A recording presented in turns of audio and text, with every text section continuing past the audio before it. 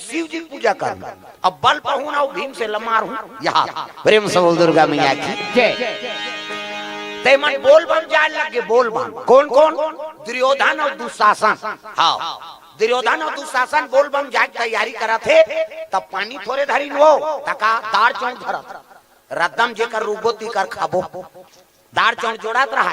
तो 100 भाई में एक भाई ऐसे रही से कांवरों में उसका नाम विक्रम, वो भगवान कन्हैया परम भगत रिसो प्रेम से बोल दुर्गा मैया की जय। वो विक्रम आ गया, विक्रम आई तक हेल लग गए, बड़े भैया कहाँ जात हो, कहा हम यात्री बन के जाते हैं, यात्री काबा भीमसेन मेरा परम दुश्मन है और शिव जी को प्रसन्न हाँ करके अभिष्ट पर पाऊंगा, अब भीमसेन को मौत के संयम पठाऊंगा। ऐसे की तब विक्रम कहते देख भैया है नहीं तुमन पूजा करे जात हो, यात्री बन के जात हो है नहीं, और दूसरा के मारे बार सोचत हो है नहीं, तुमन यात्री बन के नहीं जात हो, तुम्हारी यात्री आहे की सो प्रेम से बोल दुर्गा मैया की जय। तुमन यात्री बन के